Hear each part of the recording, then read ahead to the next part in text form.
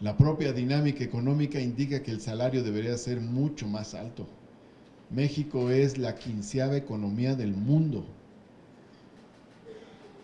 ¿Cómo va a ser posible que tengamos salarios tan bajos? México es la 15ª economía del mundo.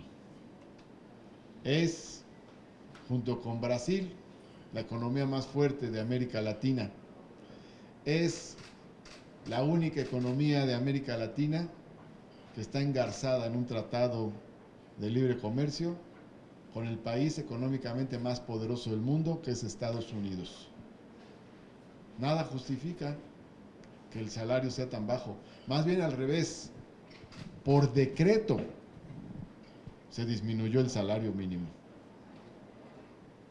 Hemos vivido 40 años de decretazos contra el salario, porque finalmente es una Comisión Nacional de Salario Mínimo la que establece el monto del salario. ¿Cuáles son las razones para que el salario tenga estas características? La Constitución dice algo sobre el salario mínimo. Dice la Constitución de los Estados Unidos mexicanos, dice: los salarios mínimos generales deberán ser suficientes para satisfacer las necesidades normales de un jefe de familia en el orden material, social y cultural, y para proveer a la educación obligatoria de los hijos. Esto no sucede.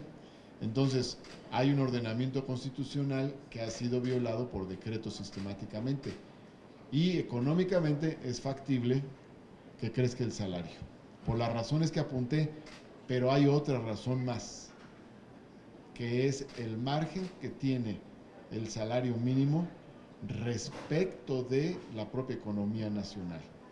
El aumento, como decía el senador José Luis Pech, el aumento que se tuvo hace un año no tuvo impacto inflacionario, lo cual nos habla del margen que tenemos. Hay otros indicadores importantes. Hay grupos empresariales que han planteado que el salario mínimo crezca más, porque a medida que haya un salario mínimo mayor, habrá también más capacidad de compra, más mercado interno, más consumo interno. Entonces, esta es una parte también importante. Hay una razón económica también, que no dependamos tanto de las ventas a Estados Unidos. Nuestra economía depende en un 80% de las exportaciones que son a Estados Unidos.